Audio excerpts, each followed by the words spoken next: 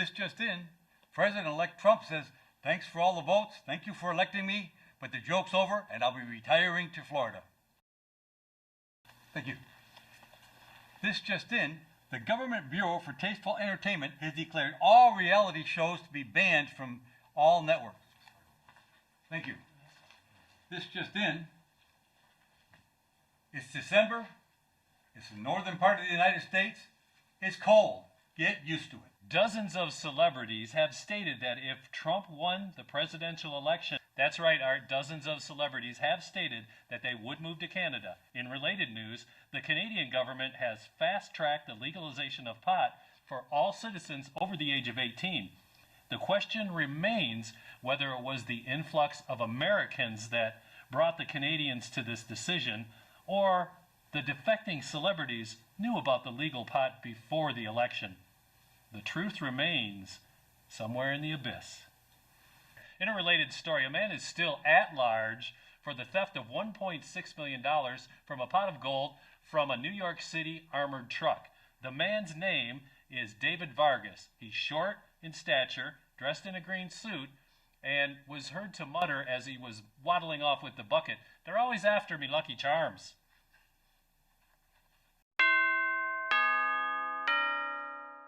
I'm joking. I write song parodies, you know, like Weird Al Yankovic. My favorite one. Eat it! Open up your mouth and feed it! Right? That is my ass. Bert, I touch it all the time. Who cares? How are you, Ed? How are you?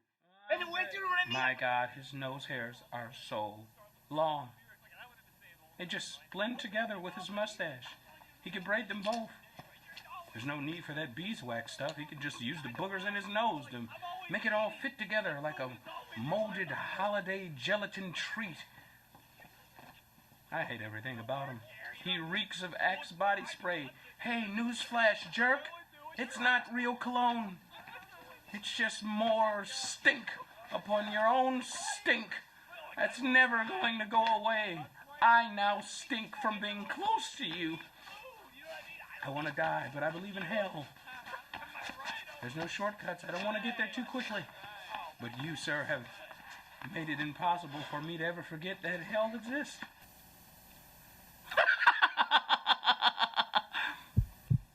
I hate my life. Oddly compelling. Oddly. That's the operative word. I'm sure John would have a pun for that, but he's not in this segment. So what are we doing next here? Well, you understand, I did choose my words carefully. Okay, good. Now, our replacement weather girl is here. I hope you all like her like we do. Mm-hmm. And she's here to talk about some very odd, severe, unusual weather that is kind of coming across the country. In the weather today, hell froze over. Breaking news, the Lions just won the Super Bowl. It feels just heavenly outside. I should have worn my halo, but it's in for repairs, bad reception. Intern! Yeah, yes, miss. Check the weather! It's snowing, it's snowing. Here's your Where's coffee. my coffee? There's snow in my coffee. Sorry, miss, don't dock my pay. Wait, you don't pay me. Hi, Mom. I'm on TV. Hi, Mom.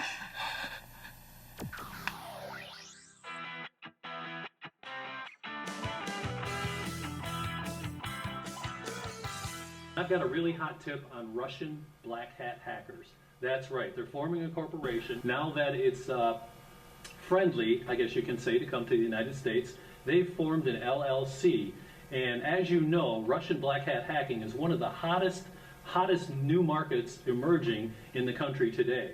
You know, a computer continually goes through a wait list of one item after another, and this list was beginning to fill up, and the program alarm came up. It's fail-proof, it's foolproof, and just the other day they hacked into a financial institution and absolved it of $10 million. So my financial tip of the day, and don't tell anybody I told you this, is Russian black hat hackers. That's RBHH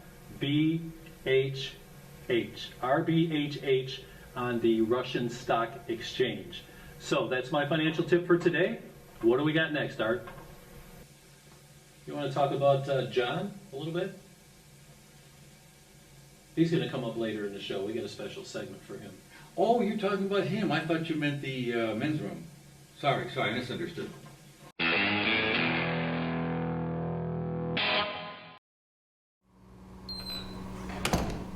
Showtime.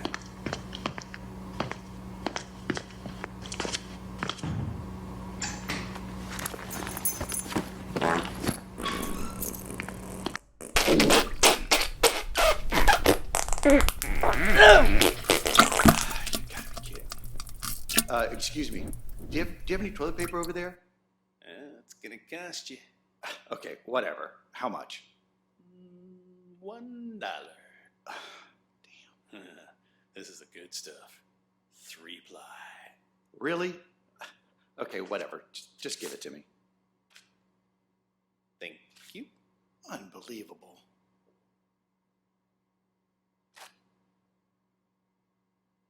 What the hell? Dude, really? Yeah, there's more where that came from.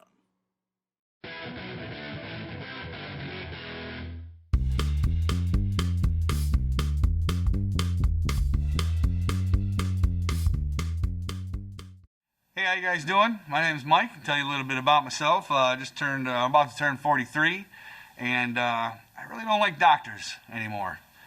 I tell you, I went to the doctor a couple months ago and for my 40-year-old physical, and I get in there and they're all poking and prodding and doing their thing, and doc finally comes in and he says, "All right, everything looks good." I'm like, "Woo, go me!"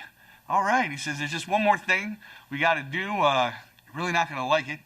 I need you to turn around, pull your pants down, and really hold on to the table." I said, "Doc, if I'm the only one that's not going to like this, I'm strangely aroused." So I did what I had to do, and I pulled down my pants and turned around and grabbed my table, and I hear the snap of the glove. I remembered a few years ago somebody telling me what's about to happen. Now I recalled. That's when he starts his excavation, right? He starts moving around and I start doing one of these things, right? And I'm like, I had no idea. I had a 6-year-old girl living inside of me. I can't even begin to replicate the sound I made that day.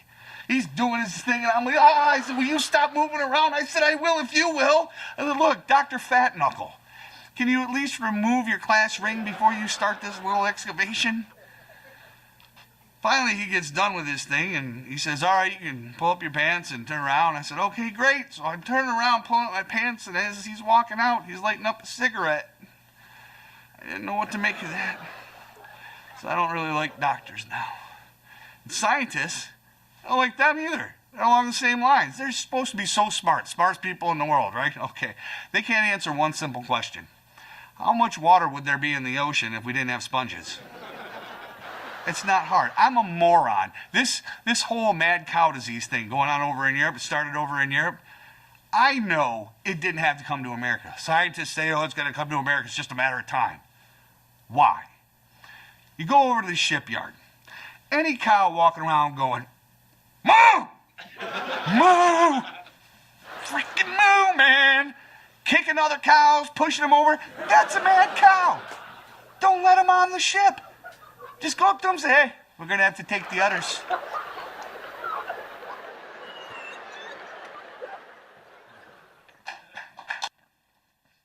What is this? What? This! You texted us. We came to see the script. No, what I texted was, the autocorrect.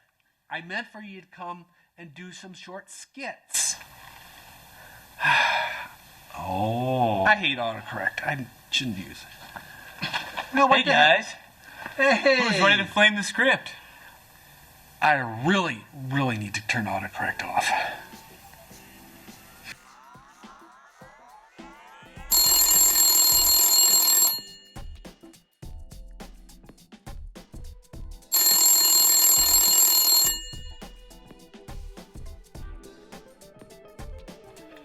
Thank you for calling Black Hat Russian Hackers.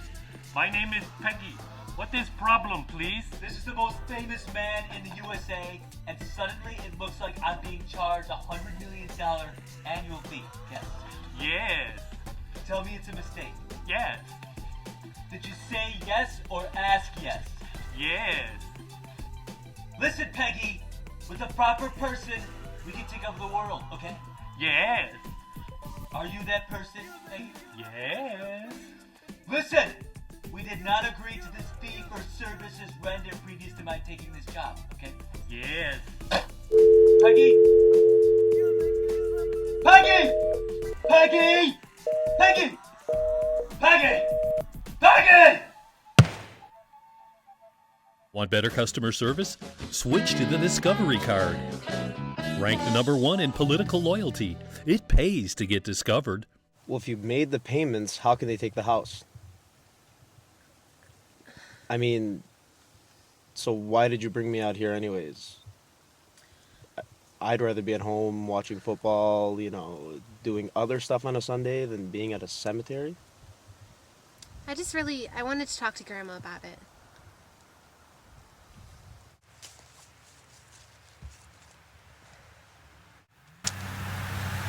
Oh, Grandma, I don't know what to do.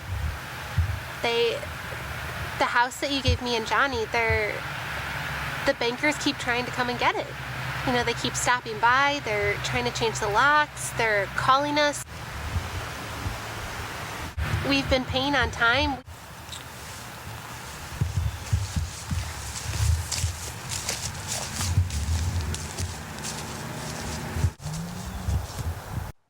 You're still afraid. Stop it now, I mean it. They're coming to get you, Angelica.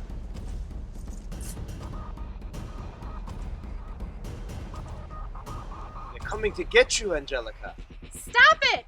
You're ignorant! Stop it! You're acting like a child! They're coming for you.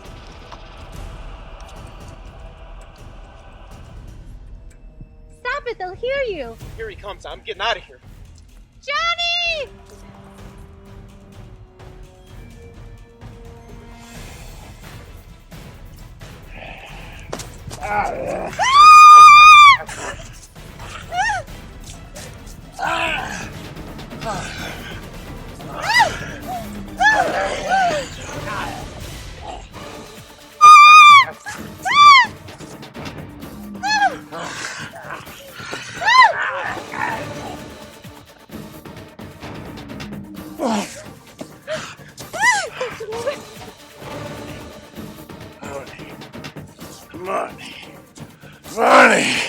Money!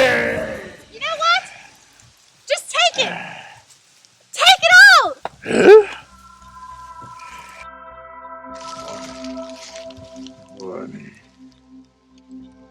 Money.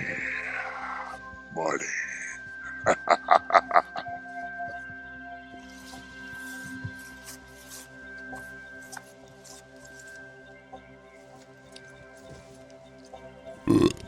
Money.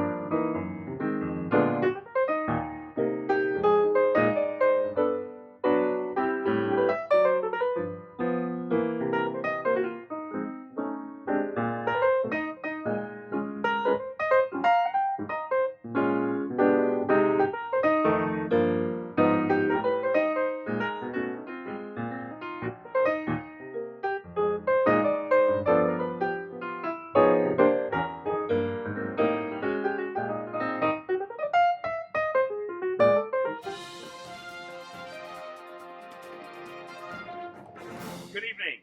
I'm five-time recipient of the Shutting Light Award, Fuzzy Wuzzabear Washington, here at the Shady Pines Living Home Facility of the Aged over on the Lower East Side of Detroit. I'm here with Mrs. Bucklebinger. Mrs. Bucklebinger, please tell us about your alleged assault upon the staff. I ate the salt with the pepper. Wonderful. And while you were eating your food, was it filled with maggots? I thought that was rice. And then I put some of the gravy on there, but that wasn't gravy either. No, I'm hearing that the gravy was actually your own excrement. Tell us about that. My colostomy bag got loose from me, and I put it on the rice. And it made wonderful seasoning for your chicken. Thank you, Mrs. Bucklebinger. As you can see, the staff has been giving the residents their own excrement and maggots to eat, which is why the residents assaulted the staff. Now, Harold is here with us live. Harold, tell us about the assault on the staff. No assault there. I was there. I was old time. There was no problem. You like that old time rock and roll? I like that old time. His face was funny. Well, thank you so much. Harold! Oh, give me it back. Give me it back. As you can see, the residents are highly over-medicated here at Shady Pines Living Facility of the Aged. Thank you, Mr. McMurray, for whatever you just did. And you are. Hey there, big fella. Good evening. I'm Fuzzy Was-a-Bear Washington. You're even cuter than on TV. Well, thank you. The camera certainly doesn't add 2 pounds for me. I'm really glad to see you. Would you please tell us about the living situations here? Oh, I could make your living wonderful.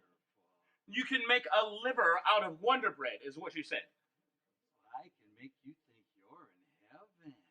There is a difference between heaven and hell, and you're residing in Oh, mercy! Oh, Oh no! Gladys? Oh no! Gladys Gretchen Humperdinck? Ladies and gentlemen, what Not you're again. whistling Not right again, now please. is Miss Nurse Ratchet.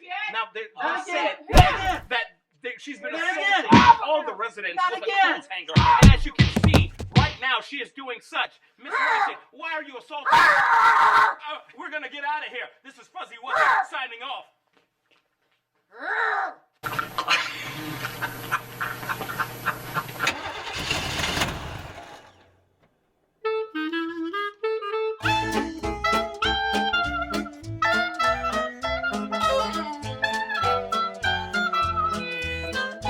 And today we're here with John Snowberger.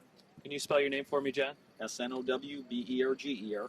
Obviously, we're not going to use that part. I just want to get your name right. Thanks. Okay, and what do we have here? Tell us a little bit about this Indy car. Well, this was my dad's race car from 1952. He built it, raced in the Indianapolis 500 in 52 and 53, and raced all the other major races across the country, the championship car circuit at that time. In 1954, it set a record in the Pikes Peak Hill Climb. My dad campaigned the car from, like I say, 52 until 1958, and sold the car to a local guy that raced at Mount Clemens as a sprint car, and he drove it for a couple of years. Long story short, I bought the car back when he passed away in the late 80s, and I restored it back to the condition it was when it last raced. Okay, what's this car powered by?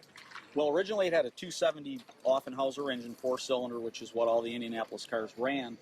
Now it has a Buick V8 in it, which my dad put in it in 1958 to run the Pikes Peak Hill Climb, and that's what it's powered with, the same engine. Okay, and well, this car's pretty amazing. Who made, is this Federal Engineering? Who made the actual chassis and the body? Well, the chassis and the body is a Curtis Craft 4000 model, which was one of the popular cars at the time. The car was actually, like I say, made to run Indianapolis and the dirt tracks. It's what they call an upright car. It was the style of the time. And we have some famous drivers who've driven this car? Oh, yeah. Tony Bentonhausen, Paul Russo, Larry Crockett. A lot of the famous drivers. Roger Ward, a 2-time winner of Indianapolis. They've all been in the car. What's the highest the car's ever placed in the Indy? Well, at Indianapolis, it didn't have a real good record. They went out with trouble. It was running in the 5th position in 1953, and they had a real good shot of possibly winning or running on top. Although it was a very hot day, and the driver, Gene Hartley, was running, like I say, in 5th, went out after a pit stop, and the car had a full load of fuel, which it had 55 gallons of fuel in the back at the time, and the car handled completely different, and he backed it into the wall. He just told me he got out of rhythm, and that was probably the best shot it had at doing real well at the Speedway. But like I say, as far as on the Champ Car circuit, it had some third-place finishes, I think, at Milwaukee and Syracuse, and the record at Pikes Peak. How many cars like this do you think are left out there? Very few. There weren't that many of them made to begin with, but this is one of the few survivors, especially being an original condition car. Okay, great. Thank you. Thank you. Appreciate it. That's very interesting. I love doing these. Okay. Actually, when I was restoring this car, the aluminum that I was using to put some pieces back together in the car, I decided to make a little small handcrafted model of the car. Long story short, one person saw it, another person saw it, and I found myself in a business full-time building model race cars. And these are a couple of them here. Like I say, they're all completely handmade. The one on top is a series of 35 that I'm doing with Mario Andretti right now, which he's autographing. It's a model of the STP car he drove in 1970. The lower is one of the roadster models of A.J. Foyt's car, and it's been a fairy tale business. Ever since I got the big car and restored it, it's just been fantastic, and this has spawned me into this business. Now, are these special editions? Are there like so many made each year? Yes, like I say, the Mario Andretti car is one of 35, and I try and keep the numbers down, and every year I come out with a new series. I've had Parnelli Jones with the car he won with back in 1963. Al Unser, the 4-time winner, we did one of his cars last year, so it's unique. Okay, great. Thanks Thank again. you. Thanks a lot. I'm glad you mentioned it. In sports news, it was reported that NFL viewing was down by as much as 20% on networks such as Fox, NBC, and CBS. The ratings loss was attributed to the election, Colin Kaepernick, and Alec Baldwin's impression of Donald Trump, which has gathered millions of views during primetime football. And that's the news as we see it. And I'll say, bye, Art. I'll see you at the corner bar, because it's your turn to buy. I got one more news story in than you did. WRNG, we really no good. WRNG. Art says we're really no good, but I don't agree with him. WRNG, the last stop before we start serving fast food. WRNG, the last stop before we start serving hard liquor. It's quicker to have liquor than to be on the stock ticker with a guy named Micker. And I won't say anything bad because I had a really bad one. So, over and out for now. See you later.